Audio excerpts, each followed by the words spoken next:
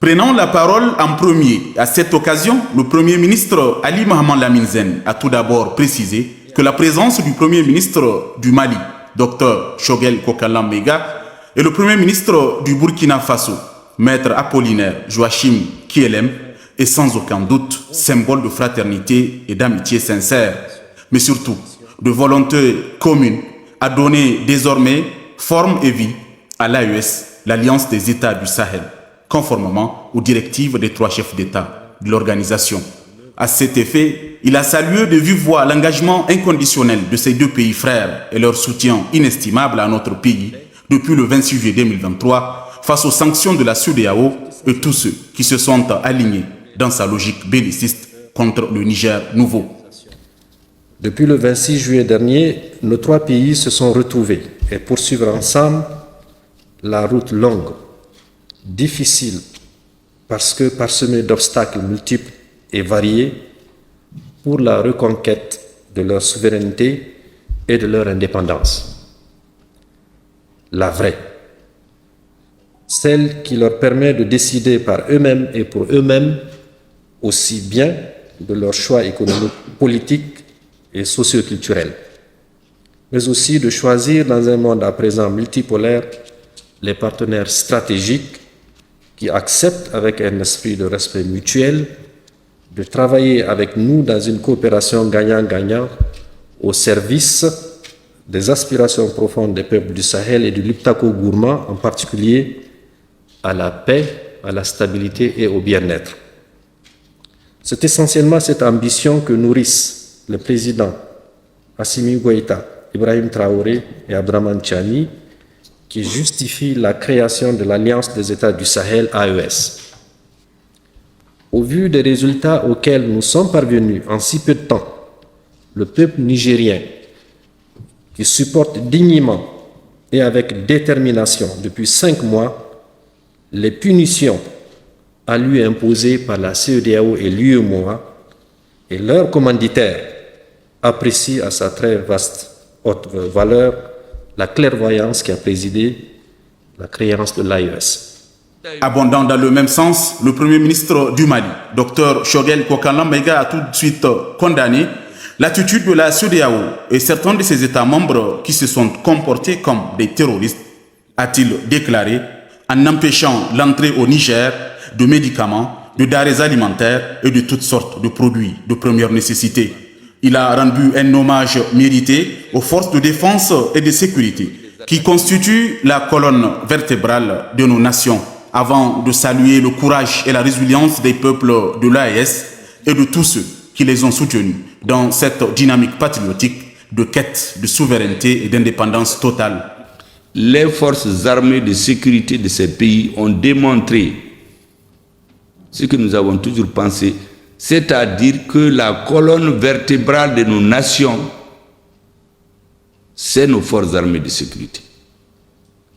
Et toutes ces sociétés qui nous donnent des leçons, leur force, c'est l'organisation de la société sur le modèle militaire. Tous ces pays, si vous fouillez dans leur histoire, quand c'était difficile dans ces pays, quand il fallait prendre des virages historiques, c'est des militaires qui les ont dirigés. Ce n'est pas l'effet du hasard. Le général George Washington, après la Deuxième Guerre mondiale, ils ont pris un militaire Eisenhower pour être président. Les 2 hommes les plus célèbres dans l'histoire de France, c'est De Gaulle et Napoléon, c'est des militaires. Aucun d'entre eux n'est venu par élection.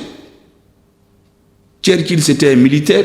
Est-ce que vous savez qu'en 1941, quand le ministre des Affaires étrangères d'Angleterre est allé signer la paix avec l'Allemagne nazie, quand il est retourné, toute la population anglaise est sortie pour l'accueillir, pour l'applaudir. Tout le monde.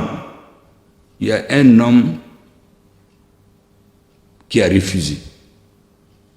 Il a dit que vous avez été signé la paix pour ne pas avoir la... Vous avez été signé la paix avec les nazis pour ne pas avoir la guerre. À la fin, vous aurez et la guerre et la honte. Si le Niger, le Mali et le Burkina Faso, reliés par la géographie, partageant la même histoire et les mêmes réalités géopolitiques, et ayant certainement le même destin et les mêmes objectifs, décident de se réunir au sein de l'AES. Cette initiative doit unir tout d'abord les peuples au-delà des États et des gouvernements, a précisé le Premier ministre du Burkina, Maître Apollinaire Joachim Kielem. À cet effet, il va falloir mesurer les enjeux et éliminer les obstacles, a-t-il souligné. Nous avons un rôle historique à jouer. Mais nous ne devons pas négliger les obstacles. Ce n'est pas en se voilant la face qu'on va avancer sûrement. Ne négligeons pas les obstacles, mais voyons l'objectif.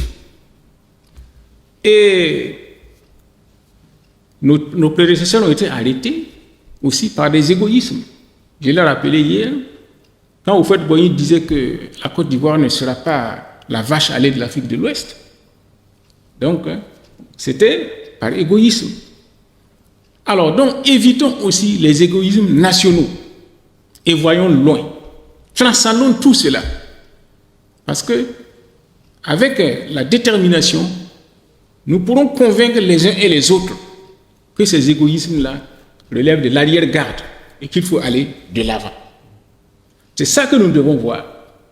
Quand je vois le combat que j'ai eu à mener en peu de temps et que nous avons réussi à étouffer les voix discordantes qui étaient contre la fédération, quand c'était entre nous et le Mali, je suis sûr que si nous menons ce combat-là à trois encore, avec détermination, nous allons vaincre les sceptiques. Parce que je suis presque sûr qu'il y a des sceptiques au Mali, au Burkina et au Niger. Donc nous devons mener ce combat-là de conviction pour que nous sachions tous que nous n'avons que la même direction. En tout cas, nos chefs d'État sont engagés. Donc c'est à nous de tout faire pour les soutenir dans cette direction-là. Une deuxième rencontre très importante est prévue très prochainement, a déclaré le Premier ministre Ali Mohamed Lamine Zen. Les trois premiers ministres ont ainsi salué la clairvoyance des chefs d'État de l'AES, notamment le général de brigade Abdourahmane Tchani, le colonel Assimi Goïta et le capitaine Ibrahim Traoré, qui ont pris la décision inédite de créer l'Alliance des États du Sahel. Ils prendront part demain à Agadez à la finale de la 44e édition de la lutte traditionnelle, facteur d'unité et de cohésion sociale, avant de regagner leurs pays respectifs. De cette première rencontre des trois premiers ministres de l'AES sortira certainement ce qu'attendent les peuples du Sahel, notamment la question de la monnaie commune, pour se débarrasser désormais du franc CFA, symbole de colonisation et de soumission de nos États.